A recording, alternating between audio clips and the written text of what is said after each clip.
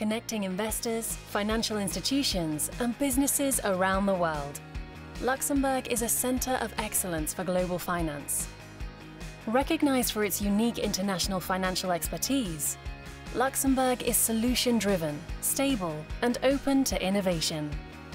A pioneer and global leader in sustainable finance, we help build a better tomorrow today. An international financial center and a European capital. Luxembourg is an exceptional and welcoming place to work and live. Discover what we can do for you.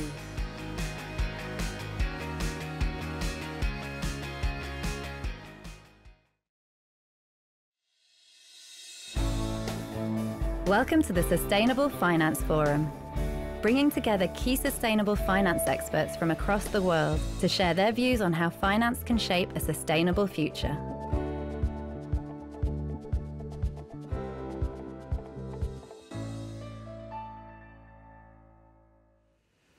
Ladies and gentlemen, good morning, good afternoon, and good evening, wherever you are in the world. Welcome back to our second day of the Sustainable Finance Forum. My name is Judith Bogner, and once again, it's a pleasure to lead you through the second half of this digital event on behalf of Luxembourg for Finance. Again, a quick reminder, if you have to tweet about the event or put something on LinkedIn, please be sure to add the hashtag @LuxFinance and the handle SFL23 so we can see your comments. And again, we'll record this live stream and we'll put it up on the website after the event is complete today. Now let's remind ourselves of a few highlights that we heard yesterday, chiefly also the report, which I hope you had a chance to check out on the website of Luxembourg for Finance on ESG benchmarking in banking and finance. And the key takeaway was really that 2021 was a breakout year for ESG-labeled activity, which literally exploded across markets. But overall, ESG activity remains a fraction of overall financial markets to date and has yet to reflect the chorus of sustainability commitments. Now, our panel discussions brought it down to a more operational level. Regarding ESG investing, we heard that we see a market that is indeed maturing from divesting to managing risk to indeed engaging with companies' transition as financial institutions are becoming active stewards of companies' sustainability transformation. And to scale up sustainable investing, our panel on sustainability and technology said that we need three keywords, really: standardization, mutualizations of efforts around a common infrastructure, as well as international interoperability. And looking at the sustainable product journey from provider to end client, our panel acknowledged that there's a huge appetite for change from clients and indeed also a new purpose for the financial sector, because how we invest today is how we're going to live tomorrow. And our keynote speakers spoke indeed to the needs to accelerate sustainable investing. Secretary Kerry, US Special Presidential Envoy for Climate, issued a rallying call to the private sectors to scale up that investment in renewable energies and especially also in the emerging markets. And Minister Becker joined this rallying call for action and emphasized that the transition to renewable energies also needs to be a just transition. And this is why it's right that social impact, chiefly human rights, and the respect for human rights is being integrated in companies' non-financial reporting. Now, integrating human rights along the value chain in finance and business is also one of our topics today. We're also going to address ESG data and reporting, as well as the policing of greenwashing, which we both touched upon yesterday. And we'll also talk about the need to build up sustainable finance literacy. But first, we're going to turn it over to the EU Commission. Now, the EU has been leading the effort to develop a global sustainable finance infrastructure, a regulatory architecture that underpins its Green Deal and channels finance into sustainable economic activities. The process kicked off in 2018 with the Sustainable Finance Action Plan, and Hugo Bassi, who has been leading the Commission's Directorate General for Financial Stability, Financial Services and Capital Markets Union since 2012, was a keynote speaker at the inaugural Sustainable Finance Forum at the time, and he laid out very much what that plan would entail. Fast forward to March 2023, and much what he described back then has come into being or is about to become reality. So it's my very great pleasure to welcome back Hugo Bassi to take stock and share with us how the financial sustainability regulation is going to be fine-tuned further and what's in the regulatory pipeline. A warm welcome to you, Hugo, and over to you.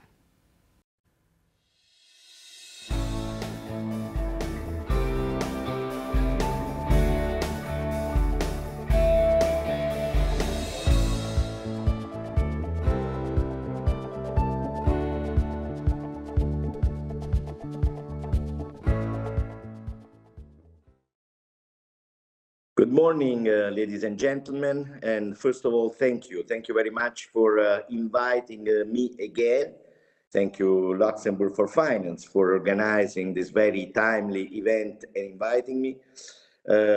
I'm really sad to be connected only remotely, especially since I have a special link with Luxembourg, having lived there for 7 years when I was young, long ago. But today we are here to talk about the last 5 years of sustainable finance. The last 5 years, a lot has happened during those 5 years, although a lot still needs to be done in this area.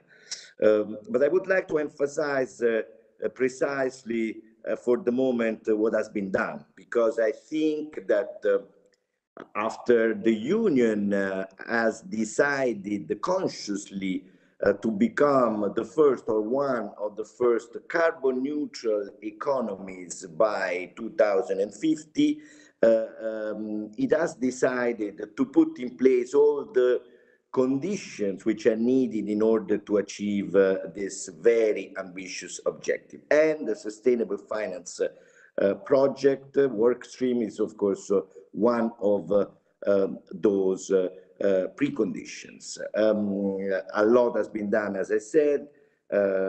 We have built a framework which is already pretty comprehensive. At the heart of the framework, there is, of course, the taxonomy regulation, and around the taxonomy regulation, a lot of legislations which have been already adopted are becoming operational as we speak, and or will become operational in the coming months.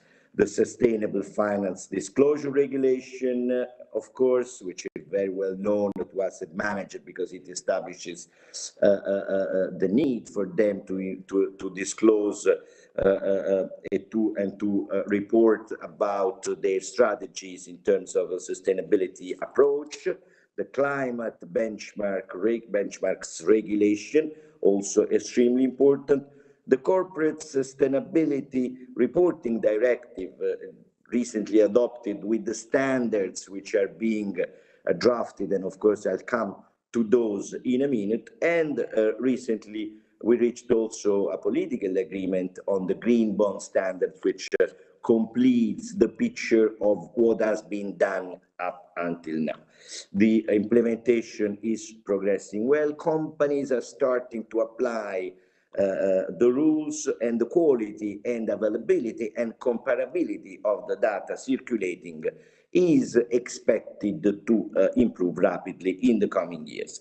When we will have in place also the single European access point where all the information will be put and where all the information will be available online, of course, investors and stakeholders of all kind will be able to take full advantage of open and comparable data online. So what we are doing now is identifying the missing elements of this comprehensive puzzle, And as I said, we are first of all working on the sustainability standards with the help of the body we have entrusted this task with, so IFRAG.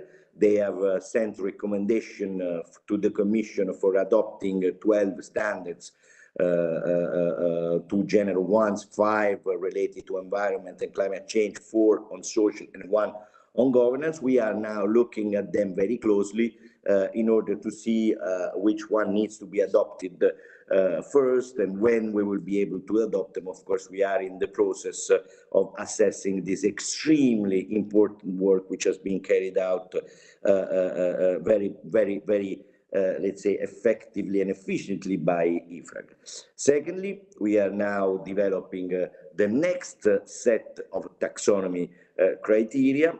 We will add, as envisaged, the 4 remaining environmental objectives: pollution, water, circular economy, and biodiversity. And this will be a crucial step towards enabling more companies, sectors, and investments to profit from greater access to sustainable finance. Finally, we plan to increase also the transparency and the reliability of ESG ratings.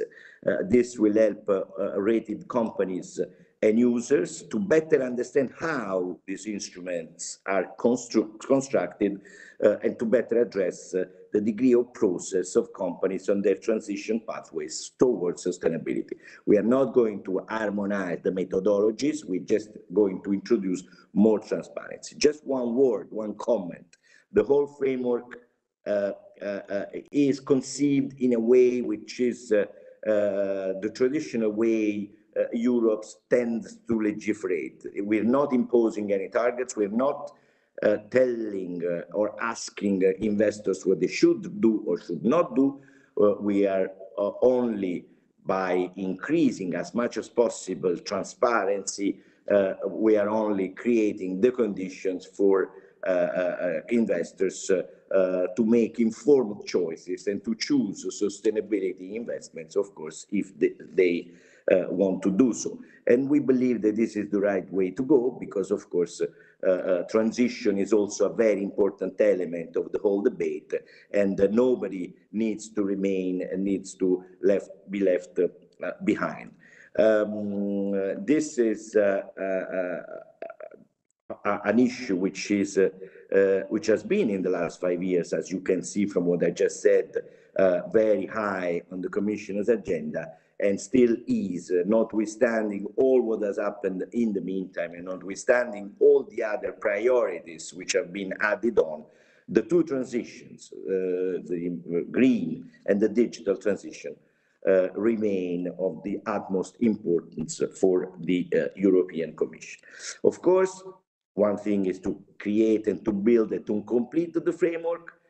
Another extremely important thing is to make sure that it works. We are therefore also working very hard on the usability of the rules that we have put in place. We need to have a framework which is coherent, consistent, with no gaps, but also with no overlaps. We don't need a framework which is too complex and which is too burdensome. So, of course, as it always happens, we have certainly created a lot of rules in the last years, and of course we are now checking that those rules compose a framework which is consistent and which is usable. So we are first of all looking at the usability of the taxonomy, which is a complex regulation, not only to adopt, but also to apply. And with the help, and I will come to that, with our experts, we are looking at that in particular. We are issuing also guidelines where needed and where we realize that this is helpful in order to help, in order to support the companies and actors in general, even in the public sector, in the use of the taxonomy. In the framework of this reflection on the usability, Commissioner McGuinness has announced already last December the launch of a comprehensive assessment of the Sustainable Finance Disclosure Regulation, SFDR, because, I mean, it's not a secret, especially for experts like you are, we will have in this audience.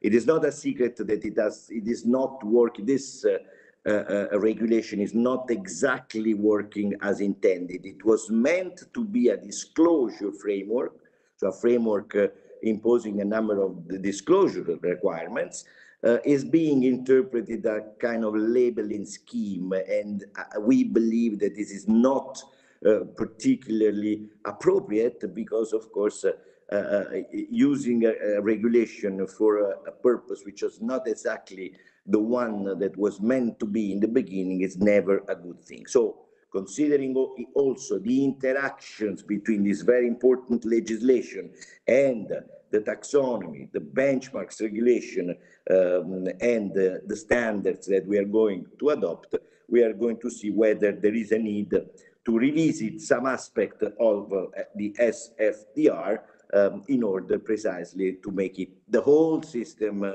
considered in a holistic manner, more let's say, consistent.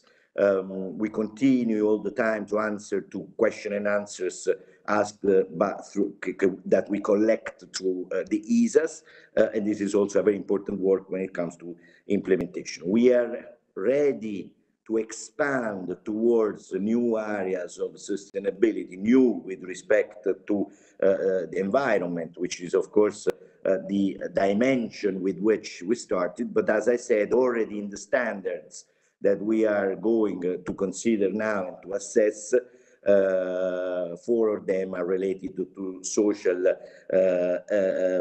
aspect, to the social dimension. So also when it comes to the taxonomy, as you know, they, and even SFDR, they're all conceived to foresee disclosures related to social safeguards and indicators. So we are ready and happy to move from the environmental dimension to the social one in order to achieve all the aspects of the sustainability objectives.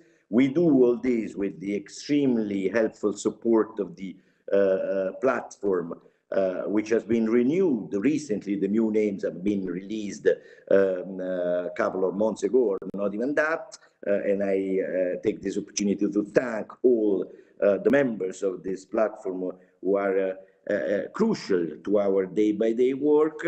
Of course, what is very, very important as well is that we avoid greenwashing. It has been mentioned yesterday, and of course is always the big elephant in the room. The rules have been conceived already in order to avoid, and sometimes precisely with the objective of preventing or avoiding greenwashing.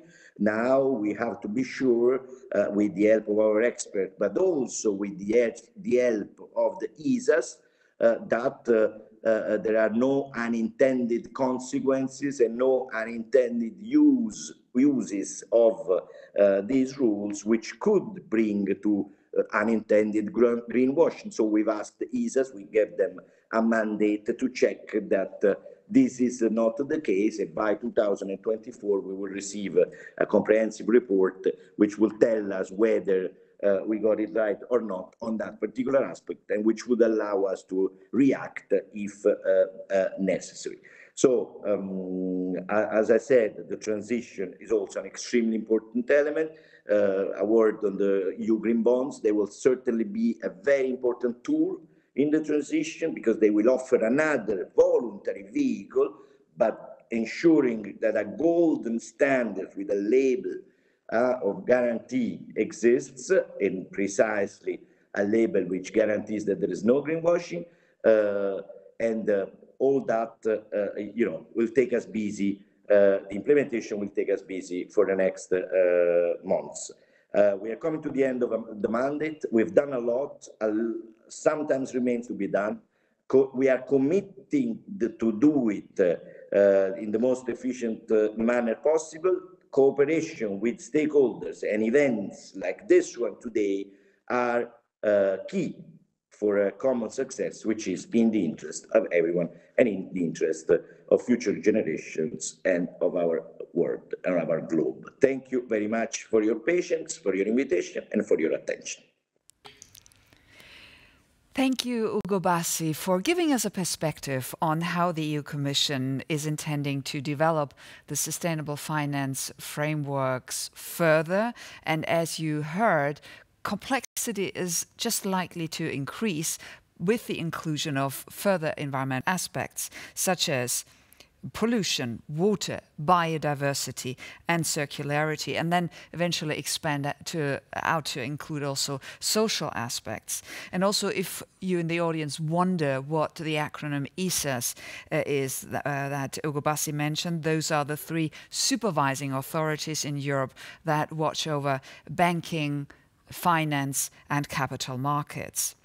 And as you just heard, these 3 ESAs are gathering evidence and information on the application of regulation and maybe unintended consequences, for example, greenwashing. And we'll get to that topic a little bit later on, but we first stick with the complexity problem and the data problem and how to manage the data that is growing in volume and complexity. And I'll hand you over for that to our next panel and its moderator. And welcome back, Harriet Agnew, who of course is editor of the Asset Management section at the Financial Times. Well, welcome back, Harriet, and over to you and your panel.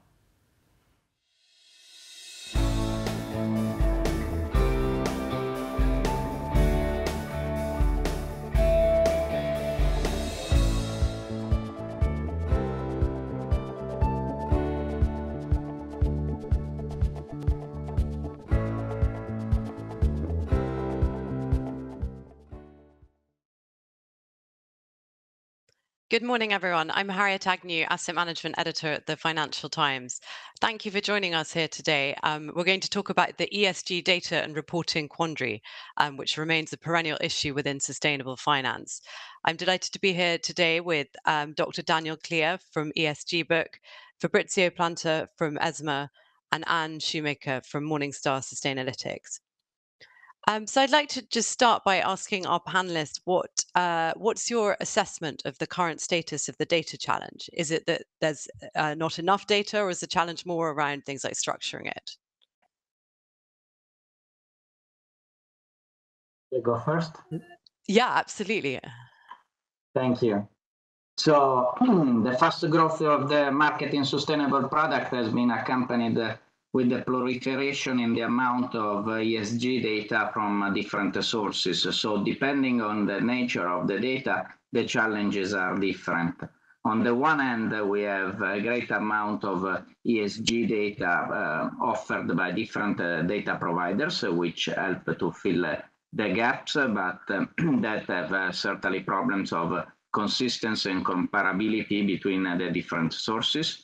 On the other hand, we have the regulatory data, which becomes more comprehensive, more standardized, but at this stage they do not cover the full spectrum of the relevant information across the entire investment chain, or is not yet available and easy to consume.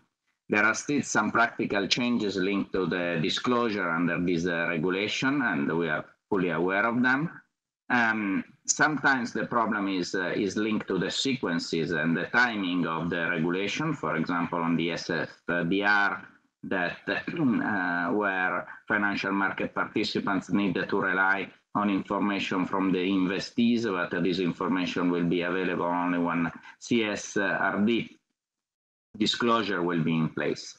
In other cases, the challenges are more related to concepts that are not fully aligned across the regulation. Therefore, the starting point is pretty challenging, as ESG data at this stage are not fully harmonized and to some extent still unstructured. Therefore, overcoming the challenges and make use of the available data to the full extent will require greater involvement of the different tools and solutions. However, it's important that the different stakeholders are not discouraged by this, because the more we use the data, the more we will be able to identify solutions and to the different challenges. And from my experience, these problems are not new or not limited to the ESG domain. We have faced similar issues in EMEA, SFTR, and MIFID. It takes some time for the data to be fully usable, and we see that every year we use more and more these data sets, and furthermore, given that we are also the supervisor of trade repositories and data reporting service provider, we also do a significant work to improve the data quality of the data that they provide, and we will soon release a report in this respect. So I expect that the experience that we have gained in these other data sets will help us to overcome the challenges of these new data sets coming out of the ESG report. Thank you. Thank you. Daniel, what's your assessment of the current state of play? Yeah, I mean, I would largely agree. I would take two lenses to this. I think one lens is there's probably today more data in the market than people can consume. And if I give this a little bit of a structure, I would think about three different types of data sets. First, there's company disclosures.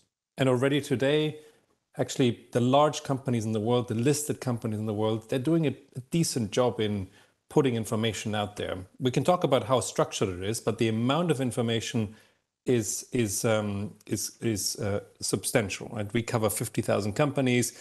You get data on their carbon footprint, on big D&I practice and the like. The second cluster is unstructured data. And with that, I mean news, social media, NGOs. And that's really important because you want to have a corrective measure, right? You want to understand what is the company saying about itself, but also what's the world saying about the company. And so I think what's the real art and the real challenge is how do you take company disclosed information, combine it with unstructured data. And then I would always remind people there's a third really important source, which is geospatial. My analogy is always when I worked at HSBC, the way to figure out how China is doing is not to wait for Beijing to report GDP figures. You were tracking the number of containers in the port of Shanghai, and you were doing that with satellite data, right? And so I think it's really important that we combine different sources, and that's where the challenge comes in. The challenge is not availability of data. The challenge is to make it structured, to make it available to people, to make it transparent. And yes, there are a few gaps we still need to fill, especially when we talk about biodiversity, nature. There is work to be done. But I would encourage people to think about this not as a data availability problem. I would encourage people to think about it as a data structure problem. Do you agree, Anna? Yeah, I would say largely. I think there are probably more gaps still in reported data in company reporting than Daniel here is of the view of. We see company reporting has certainly picked up a lot. There's, of course, more and more investors that want to use ESG data in their decision making, integrated into their policies. And so, with that pressure, we've, amongst others, also voluntary standards and other initiatives, we've seen company reporting improve, but there are still meaningful gaps. So I think that's obviously where the CSRD, the work in the EU is going to make an incredible difference.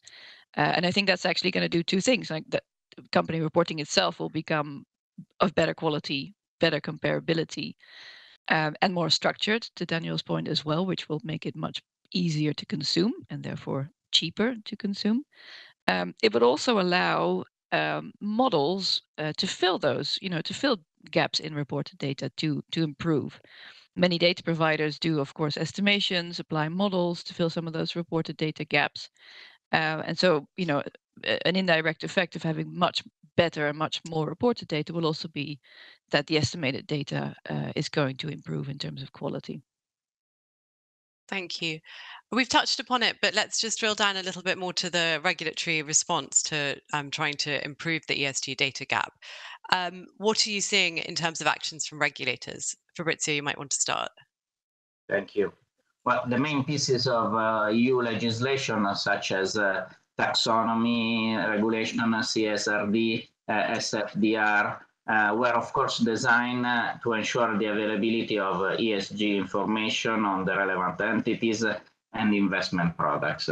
They are complementary in nature by addressing different entities in the investment chain and by providing tools for other disclosure.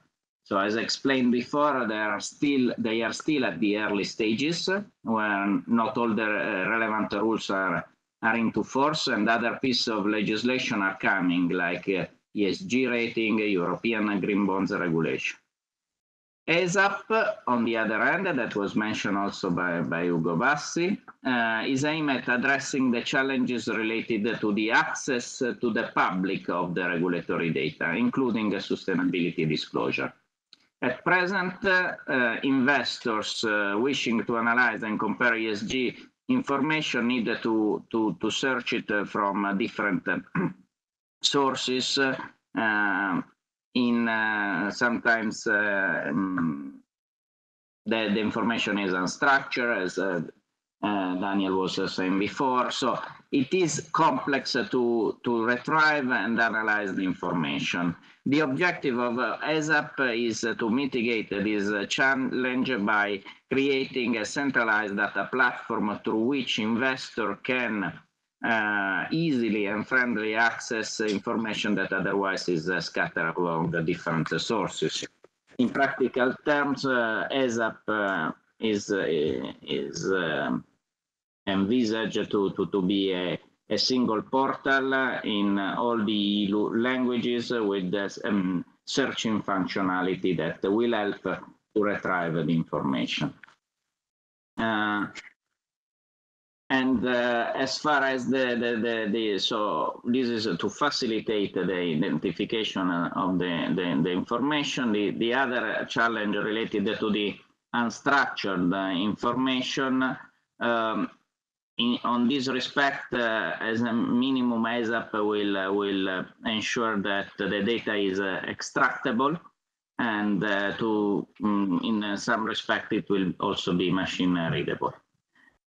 Though I have to manage expectations, because ESAP as such will not make the disclosure fully aligned, coherent, and comparable. It's a platform. It's not. If the rules are not harmonized, the platform will not make them consistent.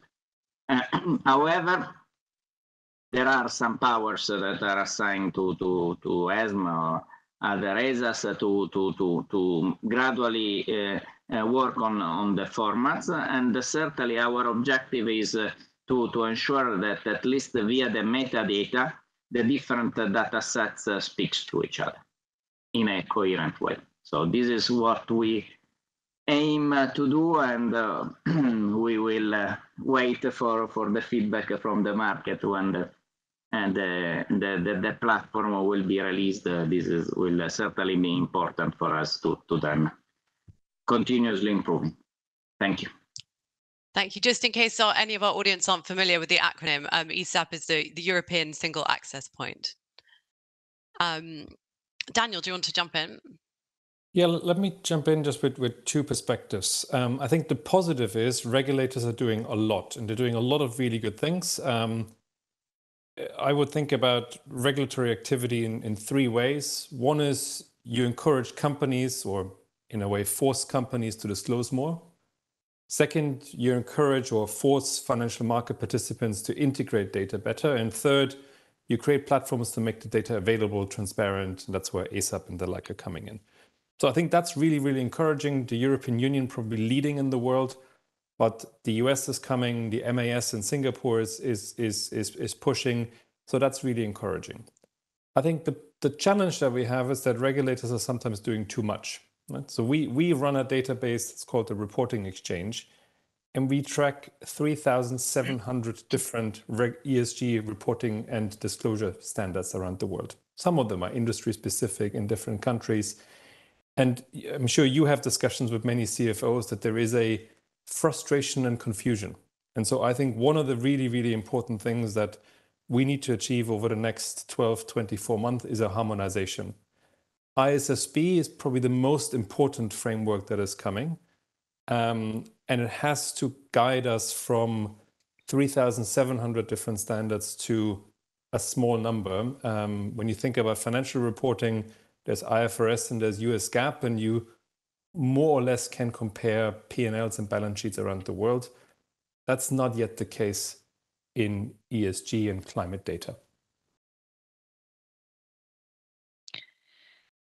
If I can jump in there as well, I was maybe 2 points. I think to Daniel's point as well, I think there's a real risk of overdoing it in some cases, or at least overcomplicating. We're seeing in some of the required disclosures now for financial market participants that a tremendous amount of effort goes into doing those disclosures, and not all the disclosures or all the data points that are required. It's not always obvious how to use them per se, particularly not from a retail investor perspective. So I think it's really important to keep that perspective in mind and to try to have a framework that is as lean as possible, let's say.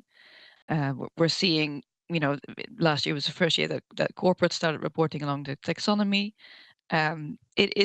It's been a humongous effort, but the output is really still very, very mixed. It's been a very difficult exercise for corporates and others. So very glad, of course, to hear Bassi say that usability is very high on the agenda and taxonomy is under review and will be expanded. So that's of course very good news.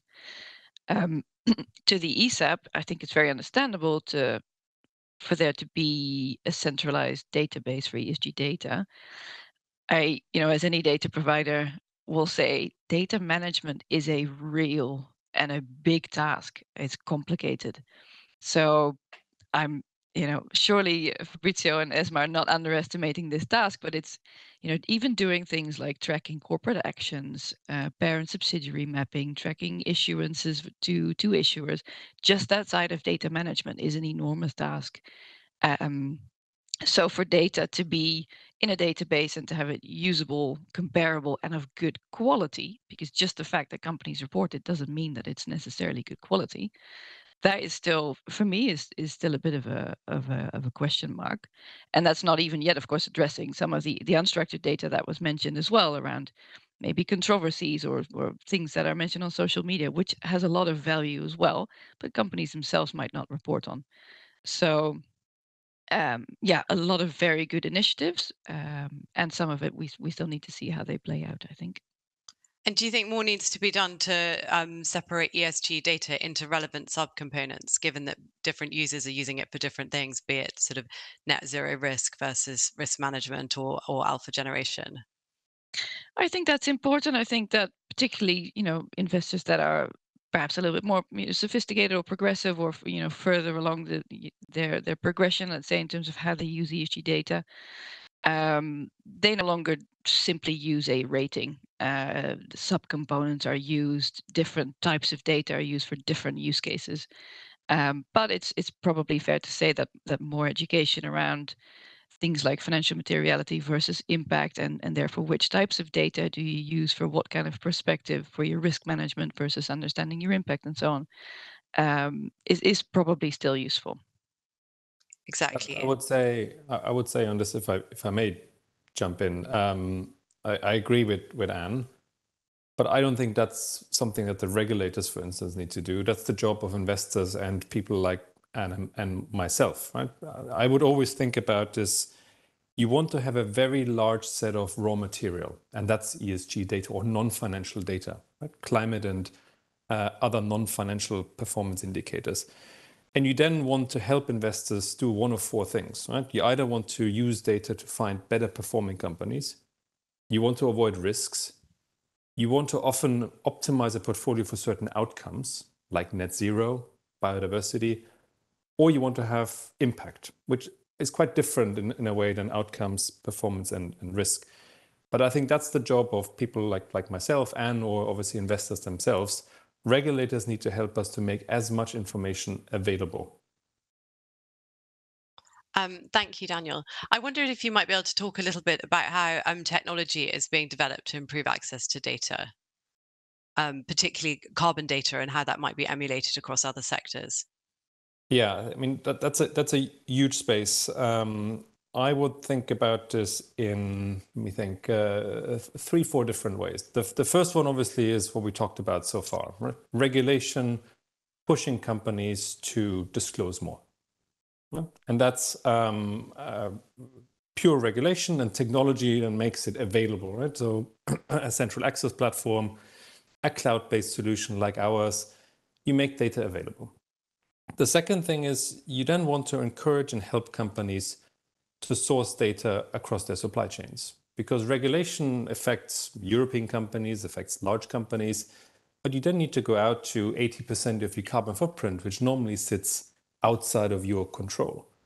And that's where obviously technology will be super helpful, because you make collection processes more efficient by ideally connecting straight with the systems of your suppliers, or even using, again, coming back to satellite data to get the best possible proxy.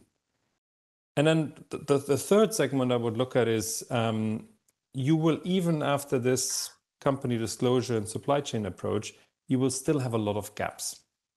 And Anne mentioned it before. Obviously, people like Sustainalytics or ESG Book, we provide models, right? We use large number of unstructured data points to give our clients the best possible view of what is the carbon footprint. So we have machine learning models that consume very large amounts of data to proxy the carbon footprint of companies. And so I would think about it really in this way. There's company disclosure, there's the ability with technology to collect data from especially private companies. And then there's the ability to proxy based on a very large amount of available data points. And coming back to the satellite discussion, this information is now so rich. You can actually find information about specific assets that you would have never thought about 10 years ago, by the fact that actually the imagery that people like Google provide are so advanced now. Thank you. Anne or Fabrizio, would you like to talk a bit about the technological developments we're seeing in terms of things like open data utilities? Fabrizio.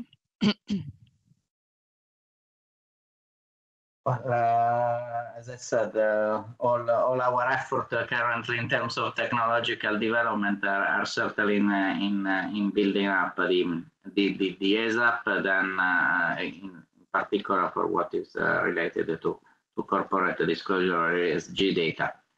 Then in terms of other techniques and use of artificial intelligence, this is certainly something that we more and more apply in the supervisory domain to in searching information, in combating market abuse, and so on and so forth. But specifically on the technology, I mean, our effort, our technological efforts are certainly addressed into providing the best tools to the national competent authorities in having the right tools here at ESMA to collect and analyze and make the best use of the data that we have, because often, as we have heard also from a previous speaker, that there are complaints about the amount of data that we received, and sometimes the complaints are also about the limited benefit that those providing the data get. And certainly this is something on which we are working on and studying the possible ways. As I said, on data quality, there is a lot that we are doing, and we are becoming more and more transparent in terms of those initiatives. But we are also studying, and we are working on a data strategy to provide the benefit to the market that the market can consume, not only via ESAP but also via other initiatives to make the data that we receive consumable by investors. Anne? Yeah, no, I guess just sort of reiterating some of the things that we said. A lot of really interesting technologies are coming up. We see, and as reported data becomes better and more structured, of course, that opens up much more opportunities for AI technologies, for instance. So who knows? Maybe ChatGPT can do our SFDR disclosures soon, right? As we near the end of the session, I'd love to hear from all of you what you think is going to be the next big frontier in ESG data reporting. Yeah, of course, we hear a lot about biodiversity that was mentioned before. I'd say in emerging markets, that's probably still a bit of a white spot in terms of data, but would be very valuable to have. Maybe I'll jump in. I agree with both those points. I would just encourage everybody to fix the current state first. Right? I think there's a lot of discussion about biodiversity, human rights, private companies, but frankly, we need to help people, especially deliver on their net zero targets. For me, the big focus at the moment has to be to move from commitments to actual delivery against plans. And I think we're still quite weak on that. And we're very good in setting targets, but the actual execution and progress mapping is weak. So I focus a lot on the broader ESG space that we have today and climate in particular, how to professionalize that. And I would encourage us to do a lot of that before we get too far ahead of ourselves. Before we go on to things like emerging markets and private markets. All of that is important, but we have a lot of work to do in the core. Fabrizio, where do you see the next big frontier? Well, I agree with Daniel. We still have to deliver on the one that is ongoing, and as also mentioned before, the work on international standards and the harmonization there is essential to make sure that we can consume this data, and that the industry also can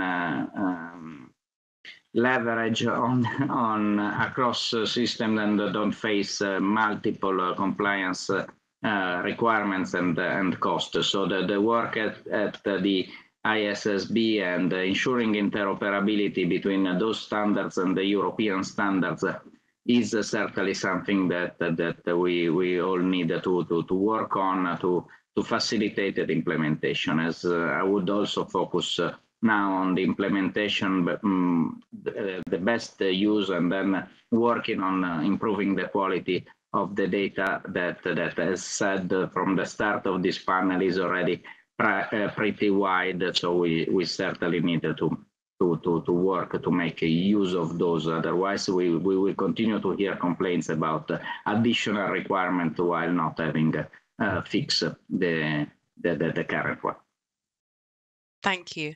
Well, I'm afraid that's all we've got time for today. So thank you to our audience for joining us. And thank you to the panelists, to Anne, Daniel, and Fabrizio. And now back to the studio. Thanks, Harriet. Thank you so much, Harriet, there, and indeed our panelists. I think listening to this panel really gives you an appreciation what hinges on good data management, good data quality to really be successful in your decision-making in regards to sustainable investing. And indeed, circling back to some of the issues that were raised yesterday, for example, in our panel on sustainability and technology, again, that word interoperability, looking at harmonization at the global level with so many taxonomies. I think the number yesterday was raised, that was 24 around the world. So lots of work, lots of homework there to be done. And coming back to the issue of greenwashing, that was raised also yesterday and indeed mentioned by Ugo Bassi with the work that is being done by the ESAs, by the 3 European supervisory authorities to understand better what is happening there in terms of maybe unintended consequences of applying the regulatory requirements. And to be fair, greenwashing is not just an issue for the financial sector as such. According to estimates released by the European Commission, around 53% of environmental claims made by companies contain vague, misleading, or unfounded information, while 40% are completely unsubstantiated. And this is why last week the European Commission issued a set of new rules called the Green Claims Directive. And this new directive will require companies to back up their green claims claims with credible scientific evidence to provide more clarity to consumers, of course. And this then feeds back to the decision-making process and the analysis, the data analysis, as we just heard, of financial firms as they evaluate companies' sustainability data. So our next panel will explore more how policing of greenwashing can be done in a better way. And to that effect, I hand it over to our next moderator, and that is Attractor Mooney. She's a climate correspondent over at the Financial Times. Over to you, Attractor, and warm welcome to you and your team.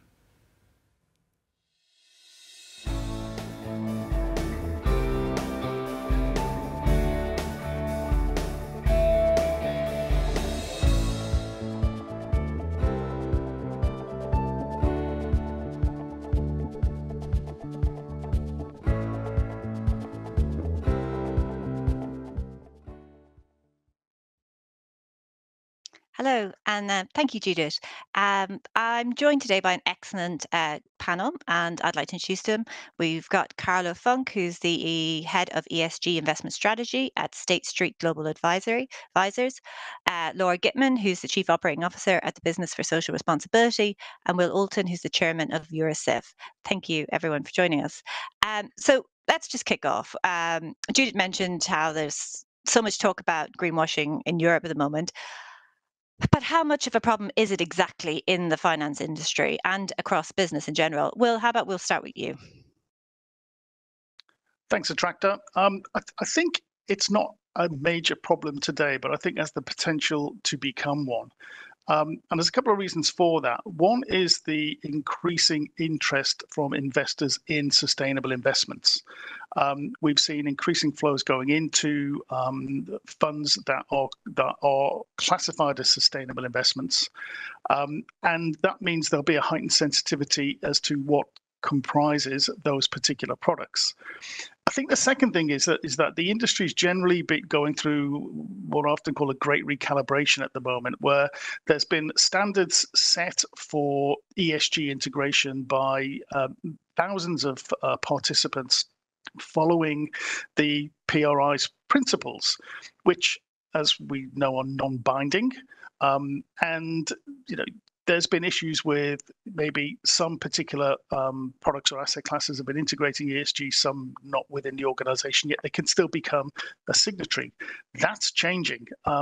As we move into an EU system of Article 8 and 9, where there is binding commitments to look at sustainability and integrate them into the strategy and objectives of particular funds, then that's where we need to be looking towards much more closely to make sure that we don't accidentally fall into, the adjustment of the industry from a kind of PRI-driven world, if I could call it that, into a much more stringent environment that we have today with things like the SFDR. Okay. And Carlo, what are you saying? You're coming from an asset management point of view. Yeah, no, certainly. I mean, I echo what I've just heard in the sense that there's a lot of learning going on when it comes to ESG, right? So like ESG or sustainable finance is an umbrella term. It can mean so many different things. There's so many different aspects to it. There's so many different avenues when it comes to financial product construction, like, for example, that can go into this. So it is quite natural that once you are going from at times overly simplified umbrella term into like the nuances and the weeds of things, that there will be questions being raised that either you might have not asked before, investors might have not asked before, and now asking. And then there could be at times some surprises for investors, considering when it comes to certain holdings or how a certain product is constructed. And that does not necessarily mean that those surprises are intentional. Those surprises are very often because certain questions weren't asked, and it was kind of there was a reliance on the intuition of all those different kinds of investors of what some certain financial products should look like or not. So I do think that it's becoming a very, very important aspect, especially going forward. Does it mean that, and what I would also say is that we need to acknowledge that this is a highly, highly complex area. So certain overly simplified explanations and having the idea that an oversimplified explanation for such a complex topic could fit the purpose in every single situation would also be naive. So I think it's a big learning. I think greenwashing is something that we need to look at because it's not the intention of any fiduciary manager that I would know, including us, to ever engage in conscious greenwashing. And that's why, because of those nuances and because the concept of ESG as sustainable finance is moving up the agenda so rapidly, that we need to eliminate the danger as much as possible to get to misunderstanding. Okay. And Laura, what are you seeing in the world of business? Thank you. I would very much agree, and Carlo used the word intentional, and I think that's a really important word here. So I think there has been an explosion of ESG products in finance, and there's been an explosion of ESG and sustainability commitments by business, and that's a really good thing. That has meant is that the market-driven approaches in some ways are ahead of the standardization and clarity. And so businesses are making claims that are in alignment with their particular objectives and their particular definitions, but the comparability and consistency, whether it's across financial products or across organic food products, is still catching up. And so I think there's a really healthy approach to be able to provide clarity around key definitions, around expectations, but also to be able to allow for companies to define what it means for them so that the products are appropriate and the nuance isn't lost. And I think Carlo's point around there's inherent complexity in a lot of these issues, and I would hate to see us sort of bring it down to a level of comparability that doesn't allow for the complexity and the nuance and the business value that often comes when commitments are directly aligned. I think the other thing I'm seeing in business, and I think a lot of the debate around greenwashing hopefully points out, is a gap between ambition and action. And I do think there are, and we are coming out of a decade where a lot of target setting and goal setting and ambition was put into place. Again, really healthy and important first steps. And now we need to ensure that business is backing that up with clear action. And that does not mean they have to have achieved all of that ambition yet. These are long-term ambitions and requires a lot of progress, but it does mean there's a necessary amount of transparency on what actions they are taking to achieve those goals.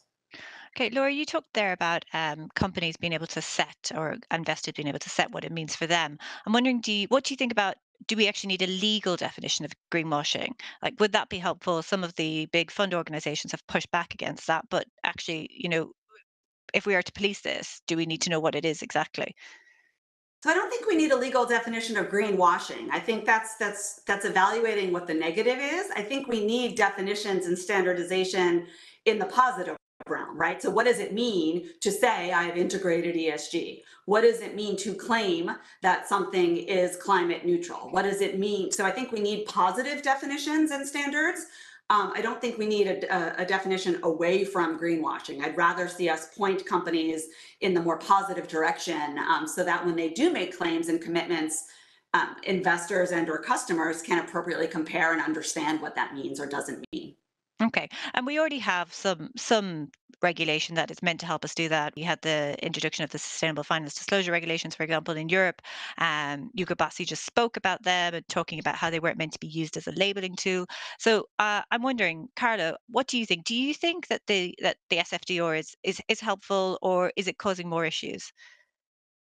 Well, it depends on how it is used, right? So, I mean, SFDR is inherently, as you just pointed out, an ESMA, by the way, made a public statement around this a year ago, pretty much, to say, well, that SFDR is a disclosure regulation. It's not a labeling regime. And we've seen what the FCA is doing in the UK to take learnings or observations from the EU market to say, well, clearly SFDR has been used as a quasi-labeling regime because there was nothing else. And because this field is so complex, it is completely understandable for investors to look for any kind of guidance that they would get. And if it's SFDR, that gives the opportunity to bucket financial solutions into categories to try to navigate this, it's a very natural thing to do for investors. And that's why the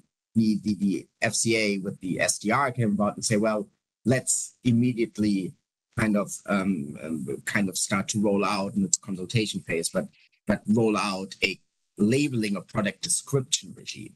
Having said this, though, and this is very, very important to Laura's point, is that once those kind of regimes are introduced, it is more a positive enforcement around explaining exactly what you do. And if you then misstate something in this description, and it turns out that what you clearly describe is not being lived up upon, well, clearly then you should be held accountable, right? But the point around the policing of greenwashing, when you start, I think there's an inherent danger of, if you start to go after greenwashing almost like a witch hunt, knowing that greenwashing in and of itself is an ambiguous term. And I'm not defending greenwashing by any means, but that could lead to an environment that is also not good for the end consumer.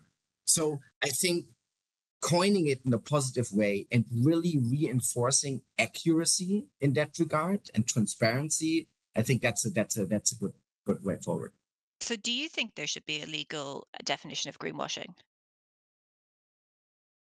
I mean, depends on how deep you would want to go. I don't think, quite fairly, given the fact that the education around ESG and what actually ESG means and how complex this is in my view, in relatively early stages.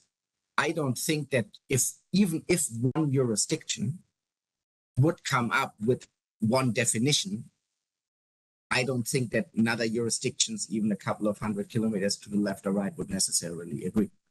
Okay. And Will, what do you think? Do you think the regulations that we've had so far are helpful, or are there issues with them? I think they're helpful, and I know that the majority of EuroSIV members certainly support the connection and the intent of the regulation. So I don't think there's any kind of issue with that. I think talking about do we need a legal definition or not? In effect, there has been, in a way, it's been embedded into the SFDR because there's a requirement to put into the prospectus, which is a legal document, exactly what the different characteristics in terms of sustainability are for different products. And the intent and the debate around greenwashing is really about who is likely to be harmed by claims that are not substantiated or real in the running of a particular investment product. If they sit in that legal prospectus, then there's a basis for action or enforcement should it need to be taken. And I think having the templates that have been set by SFDR and the taxonomy regulation is now a discipline the industry just needs to adapt to, because that information will sit in there. It will be available, and it will be able to be accessed by the users of financial products and their advisors. And that helps us with making sure there's no ambiguity around exactly how is this product run, what's its investment objective, how is it looking at sustainability within the context of that particular product. And the periodic reporting that comes with that, which kicks in this year, will enable any consumer of those products to see whether actually does the evidence show that those intent or the characteristics that are being cited for those products are actually being met or not. And if not, then there's questions that should be asked of the product manufacturer that's selling those products. Okay. Before we go and talk a bit more about the greenwashing, I'm just thinking that in Europe we've had this big push around stopping greenwashing, but in the US we're seeing a big push against what is called woke capitalism. And a pushback against the kind of focus on ESG.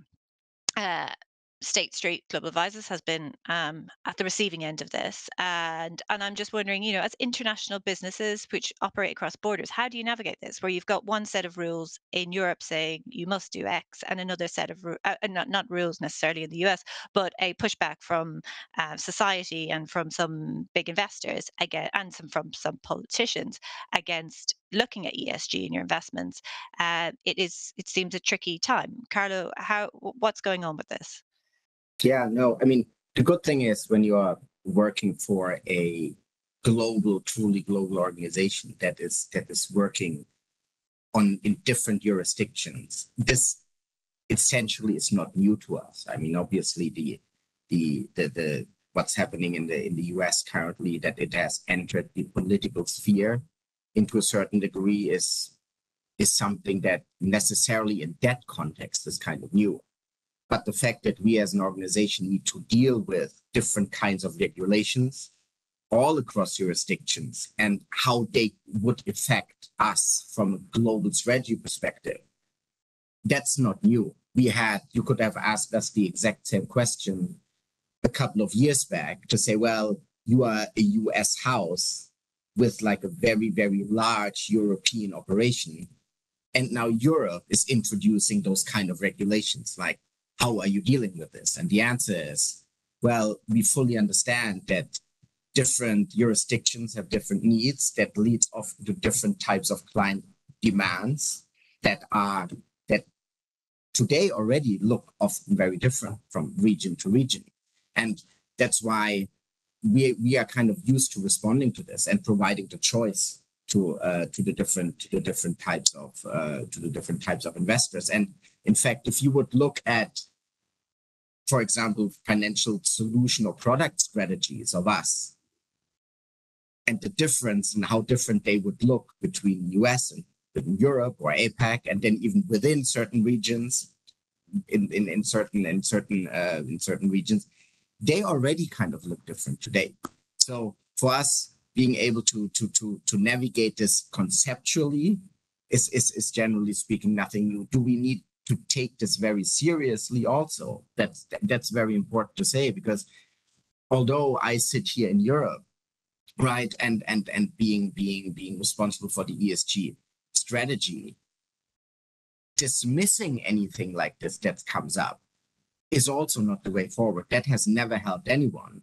And actually, once you are starting to respond to this, you are also learning a ton. You're learning a ton about yourself. You're learning a ton about making a very conscious decision about what way forward you might want to go. I treat this almost a little bit like a year-end review that you would have like with your employees every now and then, and you would say, well, those are kind of tough questions that we need to answer right now. And of course, whoever is going to ask us questions, we're gonna respond. But there's a big learning also for us in there, which actually is something that is not only negative. Okay, what do you think, Laura? How do you think businesses can navigate a pushback against kind of woke capitalism in speech marks in one jurisdiction, and then have a bigger focus on it in another? I mean, it's a good question, and one I'm getting practically every day. So quite timely, being based here in the US. But I think what's interesting is that if a lot of these ESG funds or activities on sustainability were being driven solely by regulation, then to Carlos's point, that the companies are used to having to deal with different regulatory environments, and they know how to do that. What's interesting here is that the efforts and the products are not being driven due to regulation. They're being driven due to market demand, and pretty global market demand. And so they're going to continue to pursue those products because it makes good business sense to do so. And so we're not seeing really any retraction from business based on a lot of the pushback in the US. It means they need to be able to be clearer about what they are and what they are not. It needs to mean they have to be sure that they can show why it demonstrates long-term business value. That's a good thing for them to do anyway.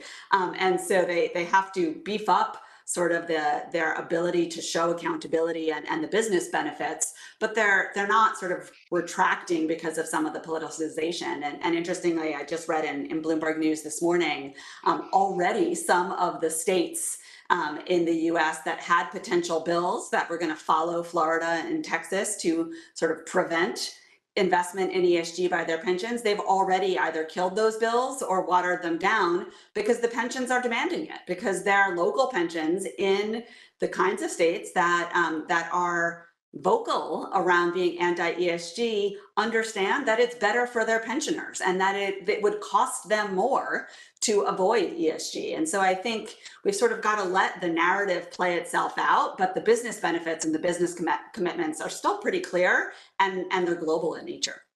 Okay. And Carlo, you talked about being used to operating across with regulation across different jurisdictions. Well, we've also seen a lot of taxonomies around the world, everywhere, pretty much. How much of a challenge is it to have such diverse regulation and diverse taxonomies? And would it be easier if we had a single taxonomy or even just a few taxonomies? Yeah, no, it's a very good and it's a tricky question. I mean, clearly, when it comes to disclosures, right? But the work that the ISSB is doing around like corporate disclosure, I mean, it's which is founded on financial materiality and which KPIs to focus. And I mean, clearly, striving for harmonization is something that we would, generally speaking, support. However, we are also not naive to believe that every single company and in every single jurisdiction region would just like automatically adopt this just because it would make sense for us as a global financial fiduciary to deal with the same thing. So those is disclosure regulations, but you mentioned taxonomy particularly, right? So I think taxonomy regulations and the definition of kind of business activities that are being to be positive under a given taxonomy is something very positive and something that is welcomed very much. However, it is not the case, I would say, that financial market decision-making processes are necessarily driven by a taxonomy. So just because it helps totally with the articulation, it helps tremendously with having guidance around how to deal with the disclosure, with descriptions and the whys and the hows, very helpful, but it is not the case, as far from my observations, that taxonomies so far have massively shifted large pools of capital. Because even think within the EU, like I'm, as you might hear from my accent, I'm German, and from Frankfurt, and then I would drive like 200 kilometers to the left and you're crossing the French border. And there are differences in opinion about nuclear, right? And that's something that, although an EU taxonomy has been set in stone, so far, I have not seen a massive amount of investors that would actually say, oh, just because the EU says this, that nuclear is good or bad, that they would have like adopted this for their mandates. So I think taxonomies, in a nutshell, taxonomies are tremendously helpful. It's also tremendously helpful to potentially expand them further than the current E going forward. More harmonization in general is very welcome, but we need to account for and be realistic about that people are coming from different places, and that's also very often historically driven, and that cannot be just overwritten by some rule. Okay, Will, what do you think? Well, quite a lot in that discussion there. I think just back to this sort of anti-ESG movement. If you've been in the ESG investing or sustainable investing space for a while, I've been in over 20 years, this is not new. You know, in the early days, this happened every day. You know, there was this challenge of why are we doing this? What's the value of this? So I think as an industry, we've got to get better and a bit bolder about articulating why being a better informed investor is better in terms of outcomes for clients. And we haven't been great as an industry at doing that. And we need to think that through and show the evidence as to why this is a sensible approach and adds value to an investment process, and it's part of the investment discipline that is expected by institutional investors globally now. In terms of different standards, I mean, they're a problem in one way. They make it harder for organizations that cross borders and operate cross borders to respond and apply the standards that are met. We've seen it in terms of, in a way, an unintentional greenwashing, whereby changes to prospectuses, the core part I was talking about earlier, they don't happen every day. There's a process to do that. There's a legal review. There's other types of reviews and checks and balances that it can take months to update a prospectus and then get it lodged with the regulators. Now, in the meantime, there may be a sort of change of focus or emphasis or some elements from the portfolio manager in running those portfolios. But for a period, you're exposed to what could be an unintentional greenwashing window. So I think as the regulations is being deployed, and it's still early days, and we need to remember this is an astonishing amount of change in such a short space of time that we're seeing across the industry, and particularly in the EU, that there's going to be a period of adaptation. Things could have been deployed in a better sequence. I think the EU recognizes that, but we are where we are. And the taxonomy is one part of that picture. I mean, we've got a bit of the taxonomy in the EU deployed today. The other elements are coming in now, but there's a data paucity to support that. So I think if we're having this conversation in 3 or 4 years' time, we might have a different view on the benefits of taxonomies. But really, I think the investment community would rather see a coalescing over standards rather than a fragmentation across different jurisdictions. Okay, really interesting. We're almost out of time, but just before we go, Will, you mentioned we might have a different conversation in a few years' time, but if we had to choose a regulation right now or something that's in the works that you guys think will help to tackle greenwashing, what would it be? If we can all give a quick answer, please. Will, we'll start with you. I think it's inevitable that we'll move to a labeling system of funds. I think, you know, as Carlo mentioned earlier, the UK is looking to deploy the SDR in using that mechanism. They've clearly been observing the EU SFDR system and seen how it's become a de facto labeling system. It's not designed for that. It doesn't really work for that, but it is what it's become. So I can see that there'll be further developments in product labeling that will give some comfort to users as to exactly what they're getting in that product. Okay, great. And Carlo, what do you think? What regulation might or is helping greenwashing at the moment, helping stop greenwashing? Yeah, no, I would agree that like labeling regimes are clearly very important.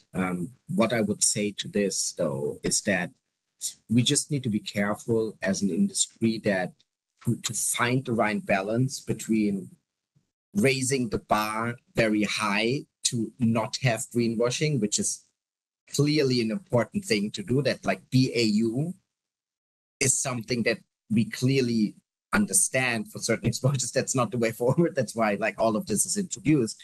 But if you're raising the bar too high, the danger with this is that you're constraining investment propositions to a degree that could very, very be hurtful for broad diversification of investors. And this is something, especially in the context of long-term money management, is something that you don't necessarily want. On top of it, if you constrain it too much, just think about stewardship, engagement, and voting practices. If you engage the capital pool too much, you also often lose the seat at the table of companies that you might want to influence. So striking this balance, I think, is going to be incredibly important. But again, agree with Will that clearly the market has shown us how they reacted to SFDR, that the labeling regime is something that is needed and welcome. Okay, and Laura, do you have a different view?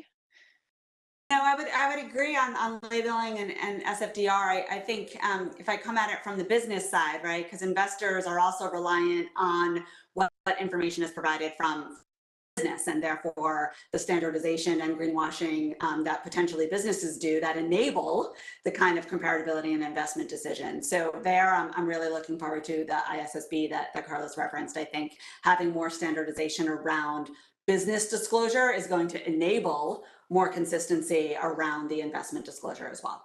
Okay, thank you very much, everyone. We've run out of time, but that's been a really fascinating discussion. Thank you for your time. And back to you, Judith, in the studio. Thank you kindly, Attractor Mooney there with her esteemed panel speakers. And we want to turn it around now to another topic that was already raised yesterday with our discussion on the sustainable product journey, and that is sustainable finance literacy. Now, since the inaugural Sustainable Finance Forum in 2018, we hope we have done our bit to advance the conversation and facilitate mutual learning. But there's still so much to be understood why, in the words of Minister Bacchus yesterday, sustainable finance is really one of the best tools that we have to address the issues that our world is facing, such as climate change. And really, I do wonder a little bit if the anti-ESG backlash is a case in point, that there's a knowledge gap that we need to address. And this is the topic for our next speaker. As CEO of the Luxembourg Stock Exchange, as founder of the Luxembourg Green Exchange, and indeed member of the initial EU high-level expert group on sustainable finance, she has been acutely aware that there is a need to build up sustainable finance literacy. This is why the Luxembourg Stock Exchange launched its LGX Academy back in 2020 to provide training on sustainable finance for financial practitioners. So please join me in welcoming back to the Sustainable Finance Forum, Julie Becker. Julie, it's fantastic to have you in the studio. Warm welcome and over to you.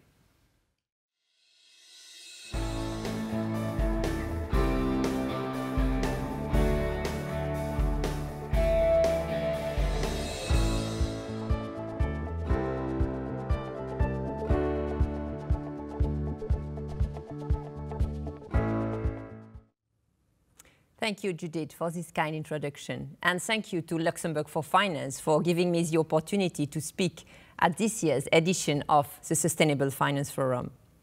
Ladies and gentlemen, supporters of sustainable finance, today I will address a topic that I think about every single day.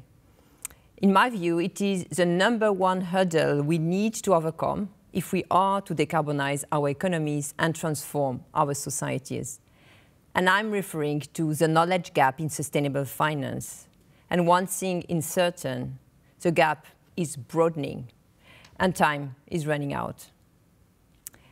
Earlier this month, the IPCC published its latest report on climate change, which UN Secretary General Antonio Guterres referred to as a survival guide for humanity. The report confirms that the rate of global warming is concerning. However, it also suggests that many of the solutions to the climate crisis are readily available, but need to be designed for diverse contexts and scaled up. The report, furthermore, highlights 5 enablers for effective climate action: political commitment, inclusive governance, international cooperation, effective ecosystem stewardship, and last but not least, sharing of diverse knowledge. In other words, addressing the knowledge gap is a key priority in the fight against climate change. We have now reached the point where we urgently need to turn net zero commitments into actions. Why? To curb global warming, to protect our planet and our societies, to safeguard our economies, to maintain the stability of our financial system, to ensure sustainable value creation, and last but not least, to reduce the risk of stranded assets. And we need to start by addressing the knowledge gap. Whether we look at the development of renewable sources of energy or the transition to sustainable investments, the pace of change is far from where it needs to be. I believe one of the main reasons of this is that the financial risks related to climate change are not yet fully understood. Not by investors, not by financial professionals, not by the general public. Sustainable finance, you know it all, is about taking ESG considerations into account when making investment decisions. It's about linking purpose and profit. But it is as much about understanding the relationship between climate change and financial risks. Investors really need to understand that they run a real risk of losing capital if they invest in assets that are exposed to climate change. Because there's a fair chance that as we decarbonize the world economy, stranded assets will no longer be a theoretical concept. It will be a reality. In the fight against climate change, we need to mobilize financing for projects and companies that help accelerate the green transition. And you heard it many times, public money will not be enough. This is why we need to create an investment culture in Europe and encourage European savers to invest in the real economy and in the green transition. This is, by the way, one of the main objectives of the Capital Markets Union, but it is easier said than done.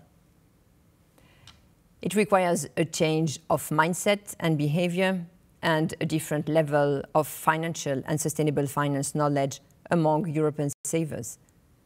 Most lack an in-depth understanding of sustainable finance products, and especially of the role they play in accelerating the transition to a greener and more inclusive world. However, this is not surprising. Think about it. Sustainable finance is about understanding the link between the economy, the environment, science, and finance, and how these different dimensions influence each other.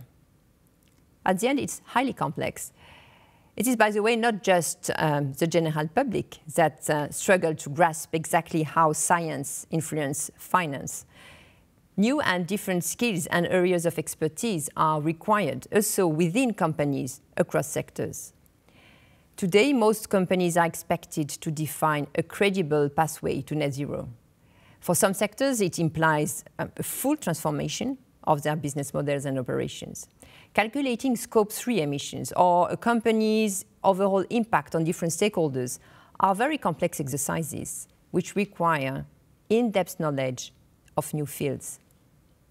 And this especially applies at board levels, where strategic decisions are made. Boards are mandated to protect the value of the assets that investors are financing. They are expected to make sound decisions which ensure that a company is prepared for the future and ready to adapt to new risk scenarios, new regulations, and new expectations.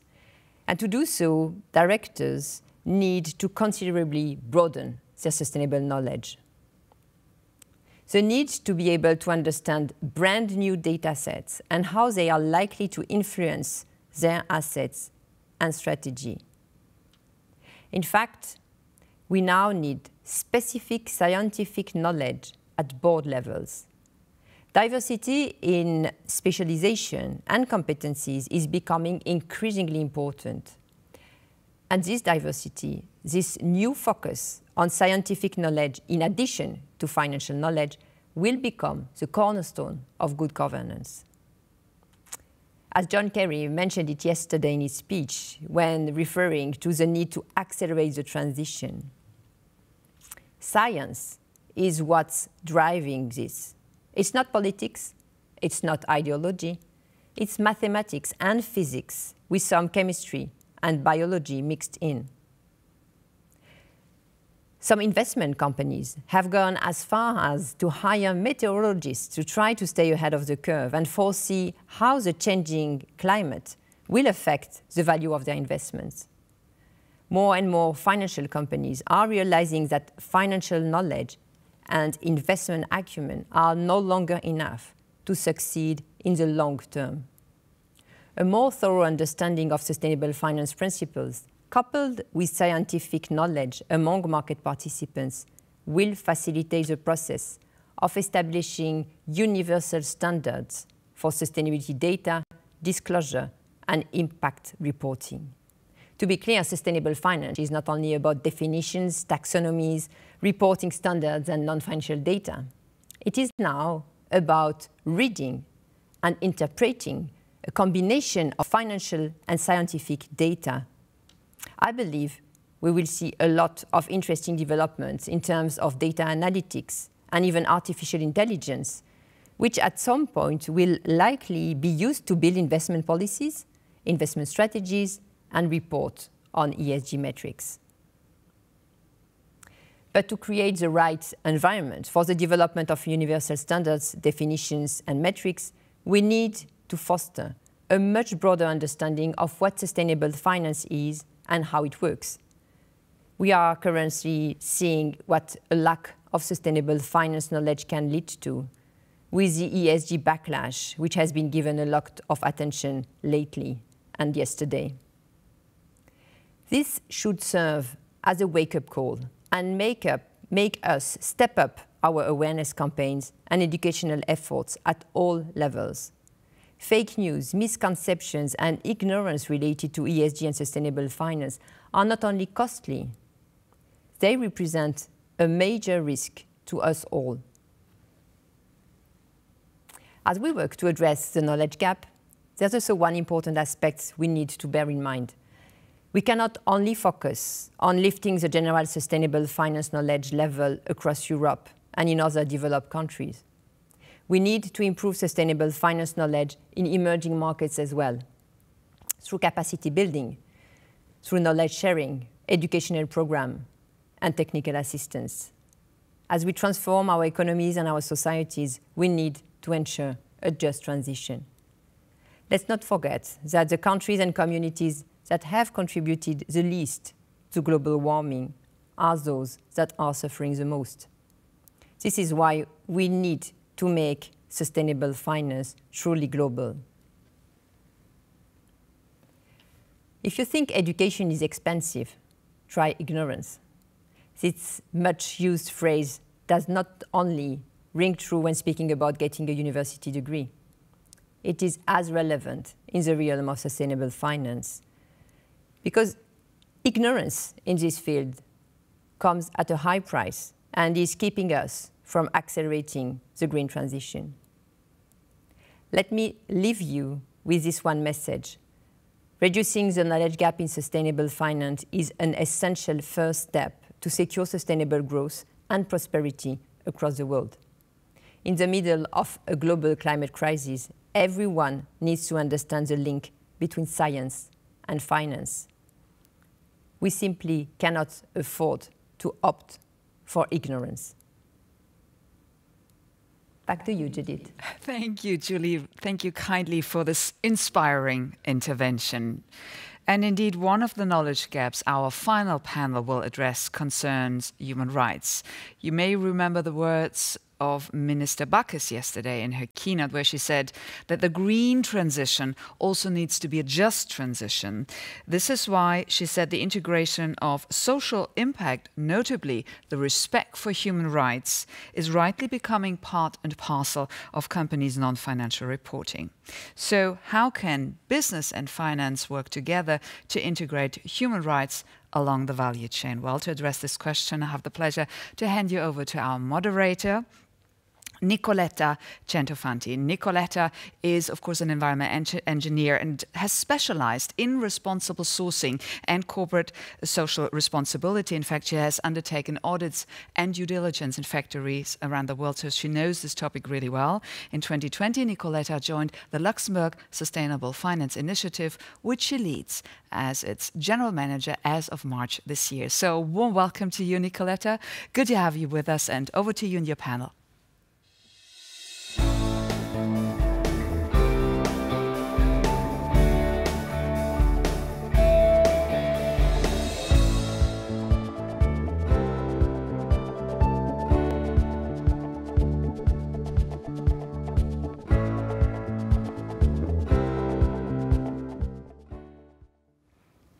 Thank you very much for the introduction, Judith, and thank you to Luxembourg for Finance, Nicola and its team for the invitation and for organizing this very insightful forum.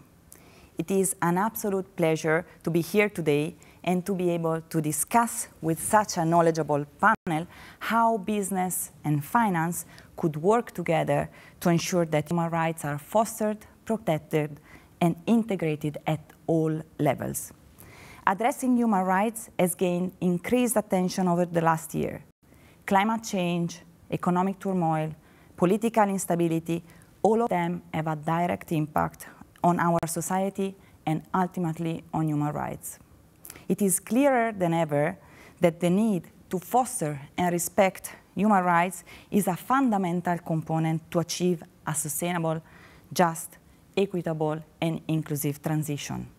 Finance and business together have a key role to play.